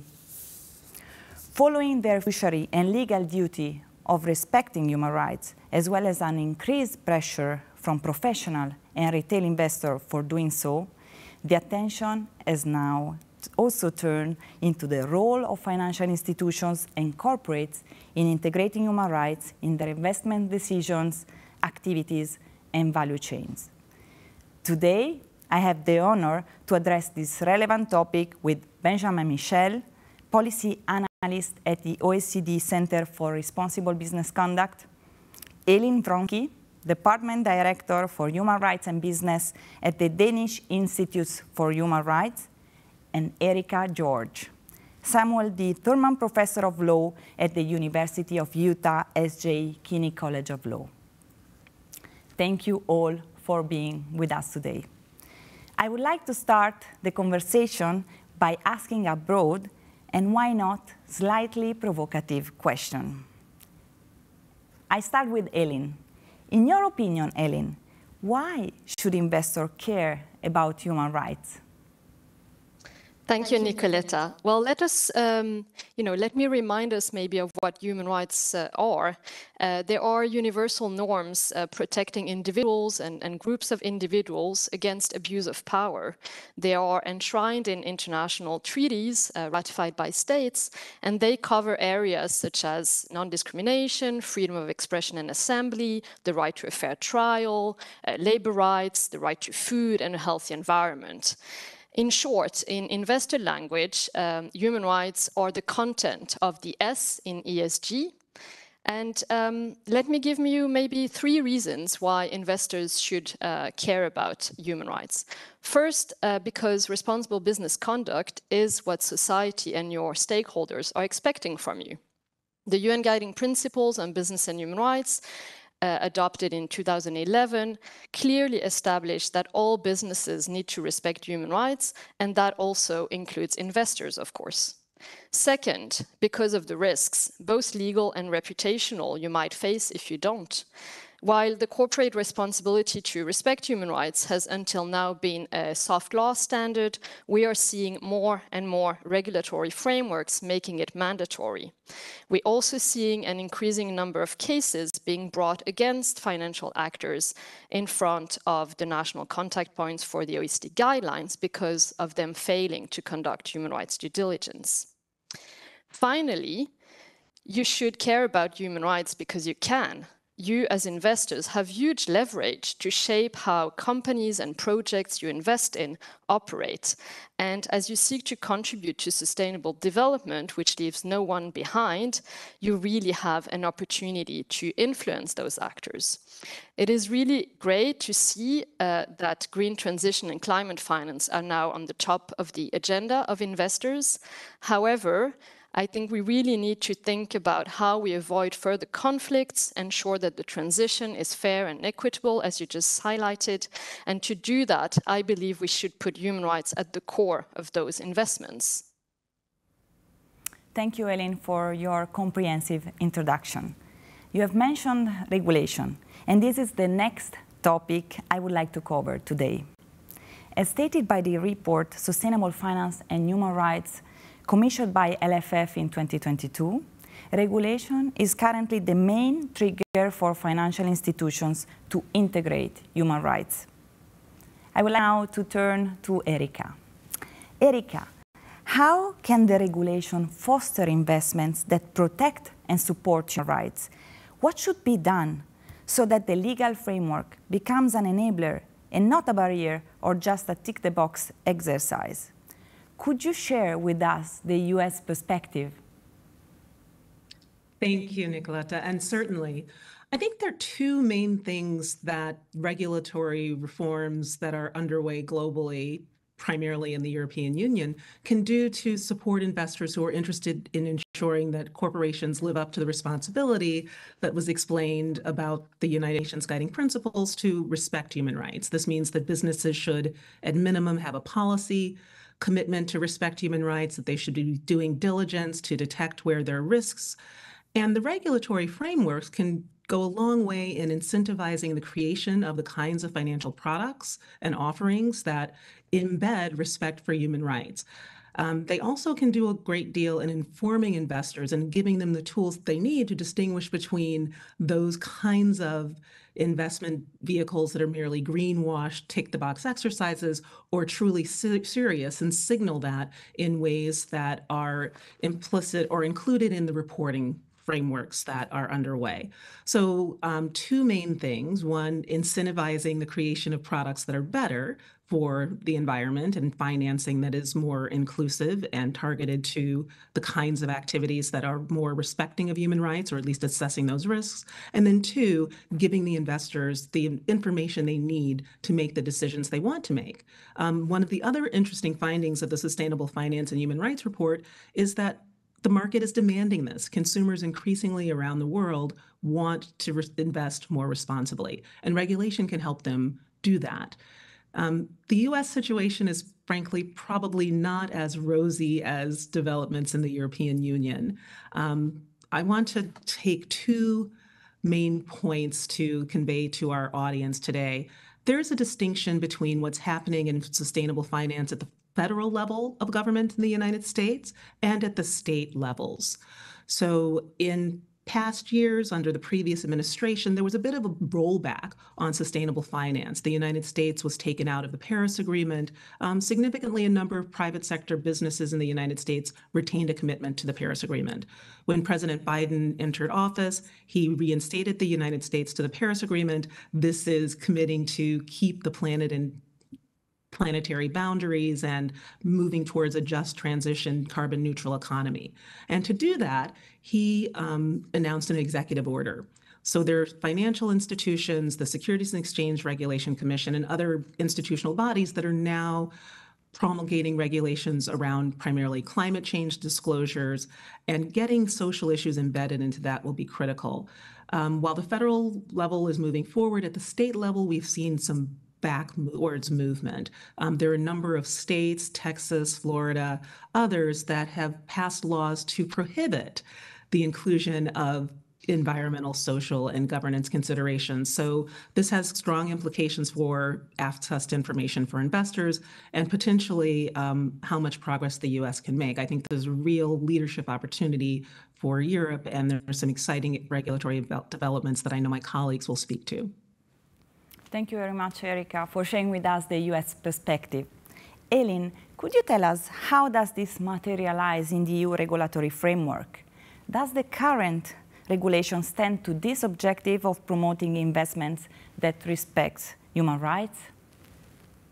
Yeah, so as Erika highlighted, I think the EU is actually showing leadership in that area. We've seen, a number of efforts to promote responsible investment, both in terms of, disclosure regimes. Of course, there's the sustainable finance disclosure regulation, but also the sort of corporate sustainability reporting directive that has now been adopted.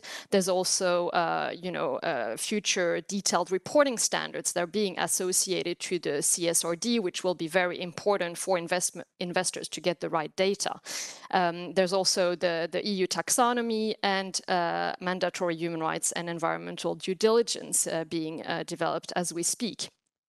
And important to note that the green taxonomy defines environmentally sustainable activities if, one, they contribute substantially to the environmental objective, do no harm to other environmental objective, but also if they respect what is called minimum safeguards, including around human rights and governance matters. So this is really an important acknowledgement that you cannot trade off negative social impacts by a positive environmental contribution.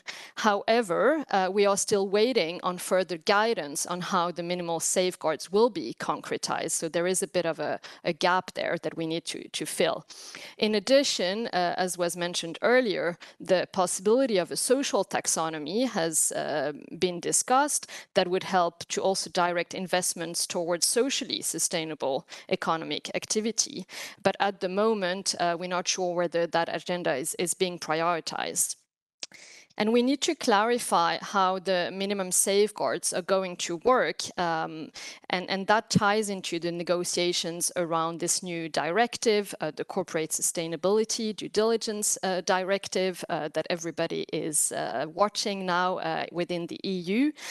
Because this directive will require companies of a certain size to conduct human rights and environmental due diligence throughout their operations and value chains, which is potentially a game changer for how companies are actually conducting human rights due diligence.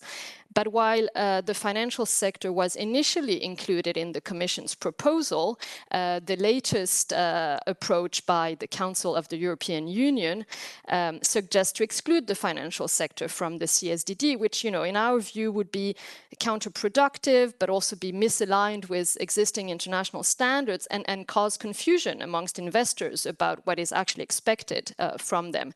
So I think, although there is a lot going on in the EU, we need a bit of attention on policy coherence, and we also need clear rules to avoid, misleading claims on sustainable investment to really make the market reward respect for human rights.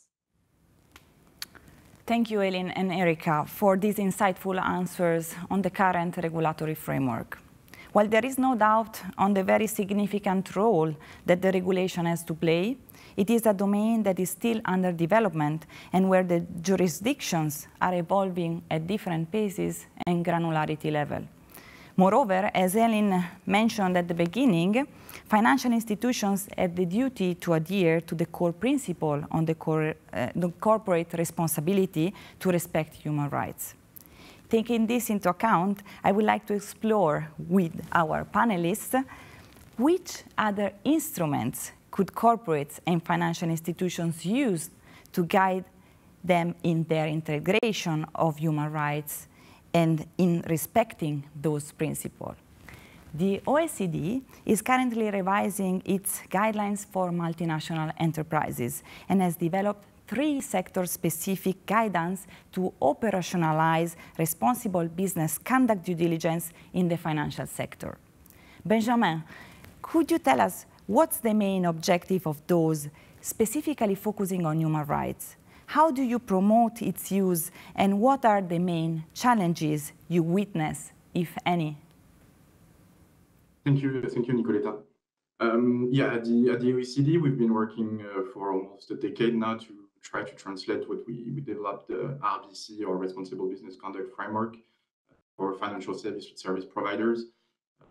And most notably, our main instrument has been the OECD due diligence guidance for responsible business conduct. And since 2017, we've been trying to translate it to the 3 main source of capital for businesses. So in 3 specific guidance. First, one for institutional investors, one on corporate lending for banks, and the third one that we published at the end of last year on project and asset finance transactions. And this, for example, this last one is very useful to really implement a just transition. It will help development finance institutions finance new infrastructure that are the green transition, but in a way that respects human rights, respect the rights of communities, the rights also of consumers, digital rights for digital assets. And the goal of this different guidance is really to provide investors with the necessary tools to identify, prevent, and mitigate a wide range of sustainability risk, including human rights risk.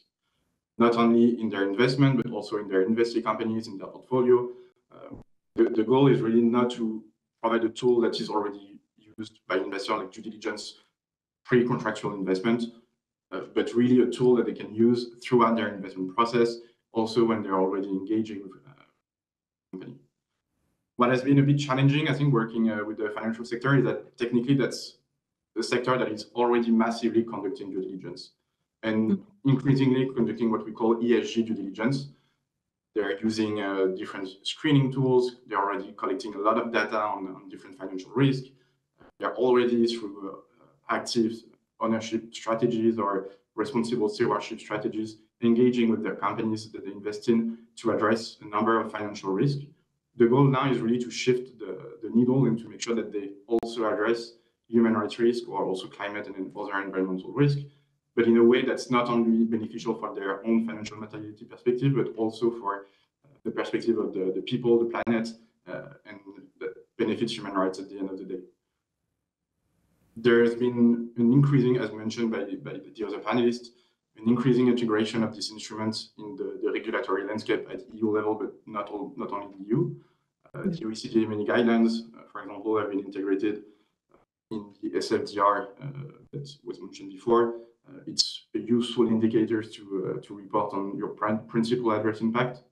And today, it's one of the most cited indicators by what we call Article 8 or Article 9 funds under SFDR. It was mentioned also by Eileen. Article 18 of the taxonomies directly reference the OECD EMEA guidelines as a way to make sure that your green investment also support a just transition. And there are also the OECD EMEA guidelines are also a reference in CSRD, the Directive on Corporate Sustainability Reporting, especially how to report on your due diligence process. So we see really the due diligence as a way to connect the financial sector with real economic impact for people and planet, and make sure that their investment is aligned with what we usually reference the SDGs or the Paris Agreement goals. Thank you very much, Benjamin, for this important overview. Then we invite the audience to have a look at the sector-specific guidance on responsible business conduct due diligence. We have talked about regulation and about guidelines. Erika, I would like now to turn over to you. Are these enough, or should investors use other tools? Oh, I believe investors should use all the tools at their disposal to do what the planet needs now and the people needs now, the people of the planet need. There are a number of things that investors can do and have been doing. I've written about this previously in my scholarship, but one of the exciting developments in the United States is shareholder advocacy. Shareholders have the opportunity to bring proposals before annual meetings of businesses. We've seen an uptick in proposals that are asking for significant changes. Change the board members so that there's expertise in human rights and the environment. Change your policies, change the way you source, disclose to us what you're doing. These kinds of shareholder proposals are coming from interested investors. I also noticed in the Sustainable Finance and Human Rights report that you've commissioned that shareholder advocacy was not noted as one of the significant drivers. But I think it has to be read in concert with reputational risk. By the time a group of shareholders are interested in an issue, there's a reputational risk involved. They help shape a culture around what responsible business looks like and can signal to the business that they're making proposals in front of what actions need to be taken or what ways they can engage better with interested stakeholders and shareholders. So shareholder engagement and advocacy, I think, is something that will really help to advance getting us further faster with sustainable finance. And it's something we are seeing more of, despite, I'd add, some regulatory rollback in the United States that is seeking to shorten the number of times a shareholder proposal can be brought or increase the size of the investor that's brought a proposal. Historically, small investors who consistently propose on particular issues have seen success in making changes. So it would be a disruption if that did not change. And I remain hopeful that as larger investors are taking on board these concerns, the concerns will continue to be amplified. Thank you very much, Erika. That's very interesting. Eileen, I would like to understand if there are other tools that could be used by investors. Yes, I think that in addition to what Erika highlighted here in terms of shareholder activism, we have also seen progressive investors come forward to support legislative developments on mandatory human rights due diligence. For example, the Investor Alliance for Human Rights, which is representing a 12 trillion USD in assets under management, if I'm not mistaken, it is a great example of how not only investors can collectively raise their voices on specific human rights issues, but also on promoting better regulation for human rights. So this is a really interesting example, I think. We're also very pleased to see that PRI is now stepping up on human rights and is intending to use its leverage on certain sectors to make those sectors change. So that's very positive. That's really interesting. So we have highlighted all the tools available. So both regulation and guidelines are closely linked to data. In order to assess the implementation on the regulation and to examine the progress made on human rights, it is necessary to have access to reliable, granular, and quality data, as well as to report those data in a standardized way. Benjamin, what type of data is available at the moment on the human rights space? What should be done to cover potential gaps? Thank you for the question. I think it's interesting when you take a step back, mandatory or voluntary sustainability disclosure standards or laws are on the rise worldwide, not only in Europe, but also in Asia, in the US, in Latin America. There is growing expectations that companies should report on human rights, on sustainability issues, on climate. If you look at the pool of ESG information available, it's growing every day. But now we need to make sure that we are not fragmenting or creating confusion for investors, but also for policymakers, also for civil society. The way that we report, we need a better alignment in the way that we report information, and more specifically sustainability information. I think this is particularly tricky for when we look at human rights information. For example, when you look at climate, there is almost a common assumption that every business unit is emitting CO2 emission. No one has an issue in reporting or measuring its carbon footprint. But if you ask a company, are you able to report on human rights violations in your supply chain? No one is really willing to go forward and to report such information. So I think for human rights, at some point we need to have an open conversation among businesses, investors, but also policymakers on the gap and the information that we need. And I think investors should lead also in this conversation because they need this information to make well-informed decision in their investment. I think that would be the next step. On our side at the OECD, what we decided to do, we are currently doing a huge ESG metrics mapping. We've collected information from 9 ESG rating agencies, as well as also from ESG reporting framework, GRI and SASB. And we are looking at what exactly are the metrics being used at the moment by investors, but also by ESG rating agencies to underpin a specific issue, including human rights. What we will do is first map what it's available for investors, but also try to identify the gaps. And also for the next step is also try to leverage specific information that can be useful for your due diligence process.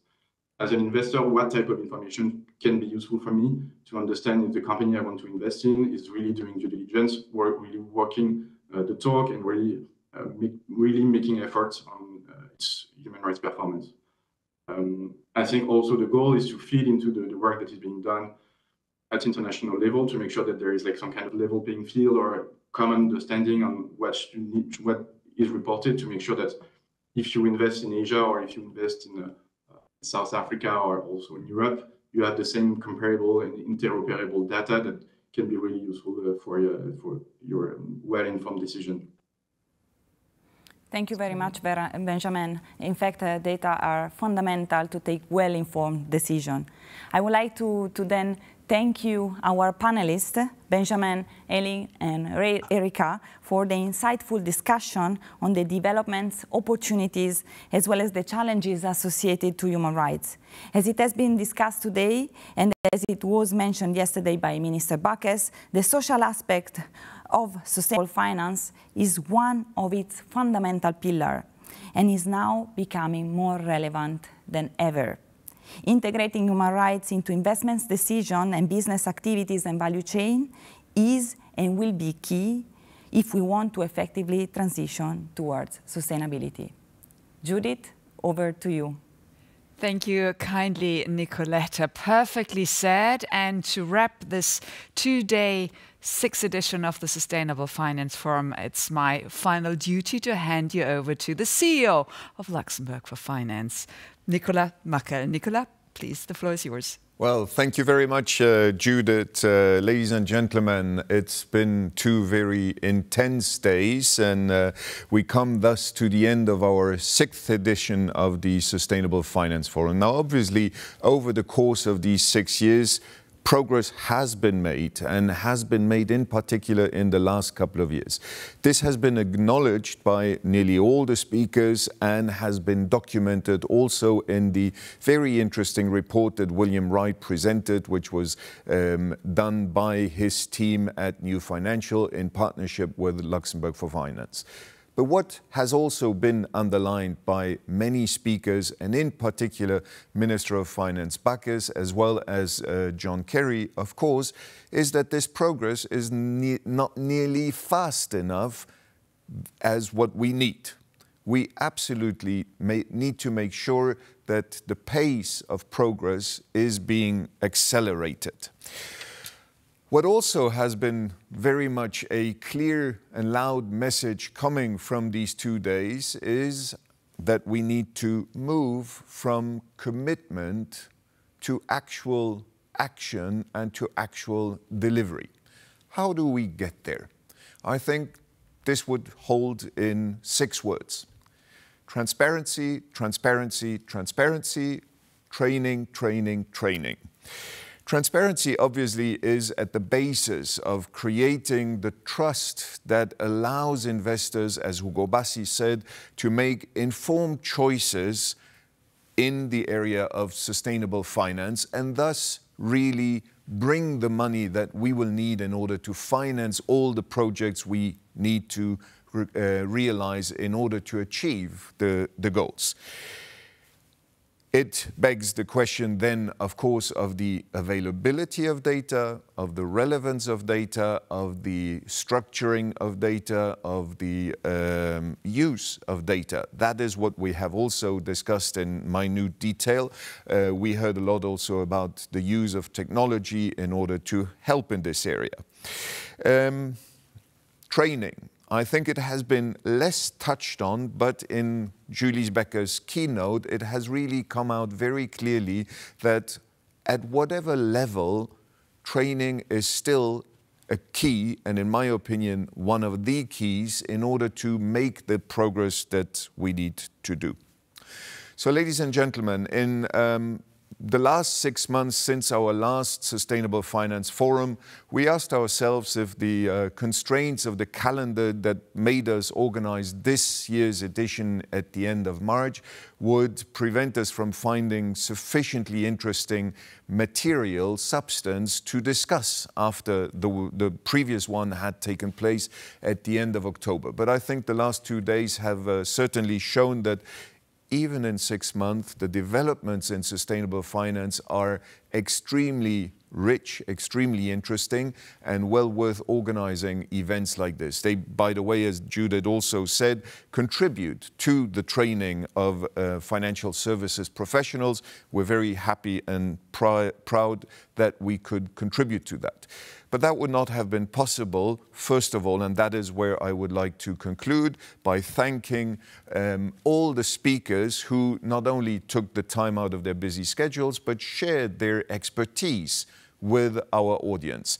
A particular thanks goes, of course, also to all the moderators, not only for the time they took, but also for the time they took to prepare, because by preparing, you greatly helped also in enhancing the quality of our program. And in this, I would like to give a very, very, very special thanks to our Master of Ceremonies moderator, Judith Bogner, who is a very, very loyal part of our different sustainable finance programs, as also other programs we run. She has, with her great professionalism, again shown that what a former journalist, solid journalist can do, and I am very grateful. Now, it remains for me also to thank our sponsors. They certainly help us in enhancing this program.